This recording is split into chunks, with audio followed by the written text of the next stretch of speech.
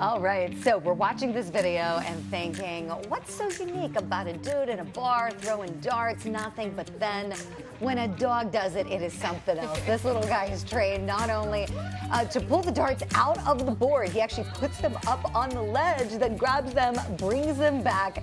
This sweet little 9-year-old collie named Spot is a customer favorite, as you can imagine, at a pub called Harkins in Brockage, Ireland. Love that. Dogs are amazing. And those collies are so smart. It's so fun. Spot, the man. I wish we could have a Spot at every bar. Please, yes, and get him a dog beer because they make those now. So that's so cute.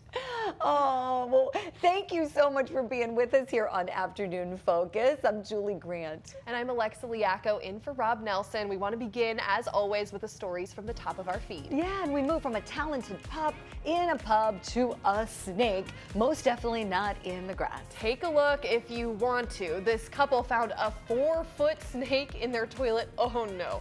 They immediately called a snake catcher, yes, that's a job, who calmly collected the unwanted house guest and put him back where he belonged. Oh my God, I am sweating watching that. This video was from Australia, and Australia, I'm sure it's a wonderful place, but I don't know if I could live there knowing that this just happens. I can't even look at it, truly. Like, this is not a put on. This is true. I was like literally going like this, like, wait, do I need to read? I know, I think yet? Our producers just that is my nightmare. Yes. Is that anyone else's nightmare? That is truly, I'm that person. If I get up in the middle of the night, I turn the light on in the bathroom, even though I have sleepy eyes and I can barely, my eyes are like sealed shut. But no, I flick on the light because I am afraid that there's a snake in my toilet, and there is proof that it can happen. It can happen to you, and no thank you. Yeah, I will be turning on my lights from now on to prevent this. Oh my gosh. Okay. So now we move to another unexpected encounter. This one happening at a press conference. This is one that I just love, and I think you will too. It is going viral. This involves the Philadelphia Eagles head coach, Nick Sirianni. And after he led the team to the Super Bowl over the weekend, he sat down to talk about it with his 3 kids. They were the really stole the show there. This is something we all dream about, and we get to do it because we did it better than anybody else in the NFC this year. So that is pretty special. Fans were awesome. I think that's what that teaches you. And so you don't think about what could happen 2 years down the road. You just put the work in, right? You just put the work in each time. I wouldn't say we felt disrespected by any means, but we wanted to come out here and let ourselves know, and we knew, but let everybody know that how physically tough we are and how mentally tough we are. What are you guys doing? Hey, you guys need to stop. Taylor, stop it. Hey, stop it. Stop it. Look forward. Look forward. Look forward and stop. It was great to set the tone there and get the lead, right? And get the lead and put them behind. Taylor, stop it. Taylor, stop. Put their head down at the end. Okay, Dad, I'm sorry. Go ahead, Taylor. Oh my gosh. Don't stop, Taylor. Never change. Exactly. Okay, where do we even begin with this? The Sirianni children are gorgeous. Yes, they are number one. Just gorgeous. Taylor going viral is amazing. I can't wait till like 10 years from now, like she can realize she'll be a meme forever. Yes, and hopefully that can come into a movie deal or a book of some sort. We wish all the best for that. Yes. But no, what I thought was so funny is this man has had a career high, possibly one of the biggest achievements and maybe leading to a Super Bowl win, and nothing can humble you like, a little child that's not even up to your hips sitting next to you. I just cracked up, and, we wonder who invited the kids up there, but it was a precious family moment, and I'm sure they're glad that they had him up there for that. Well, and I'm glad you mentioned humility because Nick Sirianni is one of the most humble human beings you could ever know. I graduated with him. We graduated in the same class at Mount Union College. He was a star football player. I was a cheerleader for the team. A great human being, not only a great football player, a great coach, a great leader, a great example for his children and for everyone on that team who's lucky enough to learn from him. So this really couldn't happen for a better guy. Not only is he so talented professionally, and he's worked his way up from a D3 school. We went to Mount Union College in Alliance, Ohio, like 2,400 kids in this small private liberal arts school that is known for the football team. And so he knows about hard work and humility, and so it's so great. It couldn't happen to a better person. Yes, Nick, love seeing every that. good wish. Every good wish. Maybe for the Super Bowl win too. We'll see. Let's hope so. Yes, a lot of Mount Union alums are suddenly Eagles fans because, you know, we got to support our guy. Always. So fly, Eagles, fly. And a good dad. Can't miss. Oh my gosh. Well, speaking of kids who can't be stopped, the young man at the center of our next story for you could just be the next Shaun White. Our friend Jenna Trotman hit the slopes to catch up with the 8-year-old who lets his shredding do the talking and teaches us a valuable lesson about the power of perseverance. Meet Jax Tillman. He has been snowboarding since the age of 5. He is now 8 years old. Was it hard for you? I kept falling. You kept falling? Yeah. Was it frustrating? Uh-huh. But I kept doing it. his family skis and initially said no to snowboarding, but Jax promised to keep his homework up, and eventually they learned they could not keep him off a board. My wife and I and Jax were out here at least 6-7 nights a week. I just try new things every day. Do people get surprised when they see how young you are with the tricks you're doing? Yeah, What do they say to you? you're really good. And they're not wrong. He has gotten pretty good. This one was the first place one. He's got that never quit attitude that he just wants to continue. For the future, who knows what lies ahead for Jax in the sport of snowboarding. If you fall, what do? Get up again.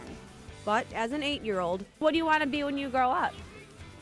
I don't know, just a snowboarder. He is not afraid to dream bigger than the next slope he shreds. Have you thought about making the Olympics or anything? Yeah, Or the next trick he lands? How cool would it be if you were a professional snowboarder one day? that'd be sick. That'd be sick. Classic He's snowboarder right. bro right there in the making. He's so fun to watch, Yes, isn't he? yes. The way he can do those little tricks, and that's fly. challenging.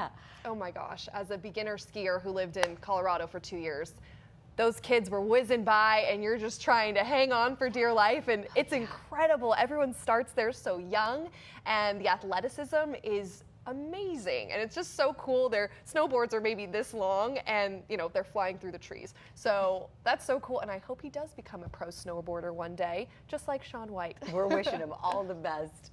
Well, it is time, friends, to get your popcorn ready as we bring you a few quick stories that are just fun to know. And we start today with one of those things you ought to do, but you don't want to do, because we know that once we do it, we've got to remember it, and it's a real pain. Today is Change Your Password Day. Oh gosh, that's right. This is a pain in my life forever, but there's a dedicated day for this. With good reason. A report showed that 80% of data breaches are linked to compromised or weak credentials. So stop using password or numbers like 0000 to get in your password, and there are password management apps that can help you keep everything secure with having to keep everything stored up here. A quick Google search will help you find the best tool for you. Yes. Couple things to add here. One of my colleagues and dear friends is a nationally recognized fraud expert. His name's Andrew Richards. We've had him on Court TV before. And something he told me a long time ago, I did a report with him about this. And he said, go old school. Get a pen and paper, and then keep that piece of paper with all your passwords written down in a really safe place, like maybe your safe at home, maybe a safety deposit box, someplace where it's not easily accessible, because that is truly the best way to keep anybody from touching it. Yeah. And another good reminder, because we're at the first part of the year, this is a good time to pull your free credit reports. Go to each of the bureaus, get them. You get them free every year, and most people don't do that. That's a great way to see if you've been a victim of identity theft. No, it is good to remember, and now I will go change all my passwords. Yes, girl. Right. And finally today, M&Ms have been in the news a little bit lately, and it got us wondering about the history of the candy. It's fun to know that it's named after the two guys who came up with the idea for the candy, Forrest Mars and Bruce Murray. Apparently, their relationship melted down, though, when Mars bought Murray out of his stake in the company before it became one of the biggest selling sweets in the U.S. Oof. That's got to be tough to see today, all the M&M stores, and he got bought out. Yeah, ouch, ouch, ouch. Yeah, M&Ms are like, Love them. Just some of the greatest candy Stock there them in is my to me. The mint ones I live for. I put them in my freezer. They're amazing. Well, we got much more good news for you straight ahead coming up here on Afternoon Focus, including the unique way that a security guard is serenading those around him. Anything you're able to do just to help them get through it, you know, put a smile on their face, and it's just good to help people. Well, welcome back to Afternoon Focus. Thanks for staying with us. We're toasty here in the studio, but it's freezing in Minnesota, literally. A couple threw water into the air. Look at this. It's so cool to watch. It froze instantly. The temperature this morning was -7 degrees. The wind chill, -35. Whew. That is beautiful, though. That video is mind-blowing, that the water freezes midair. I've always wanted to do that. I've never been outside in a place cold enough to do that, but someday, maybe bucket list, get my parka and go out there just to see it. There you It's go. cool. Do a Scripps News report on it. I'll bring it back Alexa. to you live. I'm here for it. Well, even when it's cold, we know that nature can be really soothing, and so can music. Well, the magic maker you're about to meet strums on his banjo to put a smile on the face of those facing their biggest battle. Austin Pollock is sharing their story from Moorhead, Kentucky. Outside St. Clair Healthcare, it's hard to escape cold and gray. That's right. That's right. Inside, it's what's next to David Starcher that warms his soul. I shouldn't be here now. Yet, he's still here. About 8 months ago, I found out I had a leukemia. By his side, his wife, Marie. We've pastored since '82 together. Together inside this oncology unit, it's the melody that heals. That kind of music, string instrument, is, I think most everybody, that goes deep down in their bloodline. Everybody from patients to the nurses. It's relaxing to us too. Yeah, I like it. Even the hospital's They are, yeah. security officer. Well, actually, first growing up, I really didn't like it, but it kind of grew on me. The echoes of bluegrass grew on Ricky Lewis since his teenage years. My dad pastors a church. So Ricky knows his audience. They go out of their way, and I'm not just saying that. It's a blessing to me, and I'm more than happy to do it. From a pastor's son to another pastor. Time after time, I've seen the hand of God on us, and it's just His grace. There's no parking to enforce behind these walls. Anything you're able to do just to help them get through it, you know, put a smile on their face, and it's just good to help people. Just the helping hand.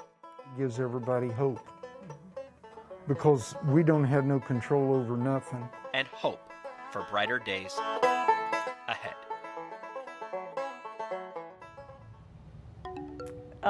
You go ahead there, officer, with your Love banjo. It. Love to see it. And the hospital's such a sterile, cold environment. So to hear that music, it's got to be like, okay, what's down the hallway? That sounds fun and kind of just brings joy to people, which is absolutely what you need sitting in the hospital. Yeah, it's a break from that scary, sad, upsetting reality. So it's a way to just kind of take you out of that, moment where your mind might be racing and your body's hurting, and then just feel good. Yeah, I love that he took it upon himself to, I'm just going to do this and see how people feel. And of course we like it. Yes, and coming up after the break, we're going to take you to Mississippi, where a community of Black artists are embracing their history and walking to the beat of their own drum.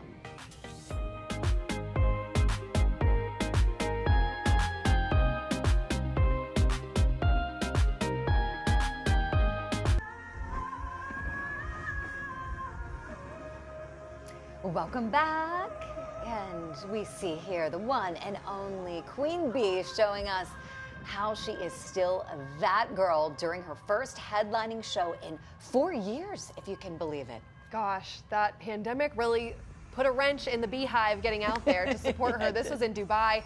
I hope she brings this caliber of show-stopping stunts on her new world tour. She just announced her Renaissance World Tour. I have never seen her live. I have always wanted to go.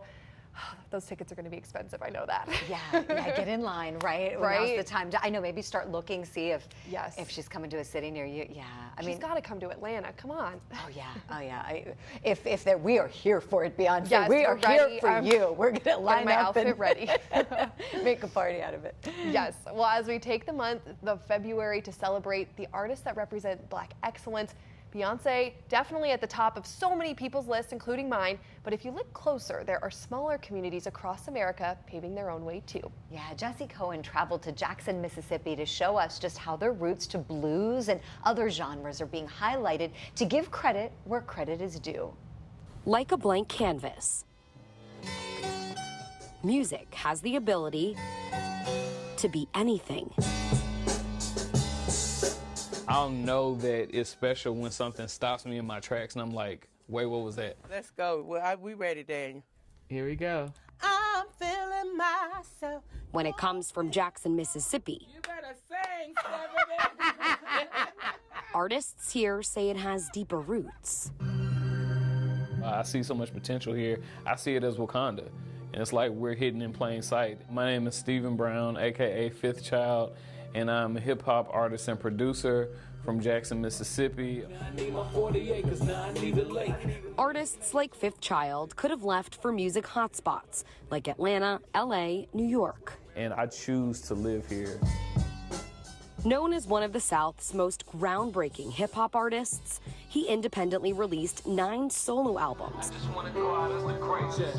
As an artist community, we made a decision to X out the middlemen, you know, and to stop asking for permission.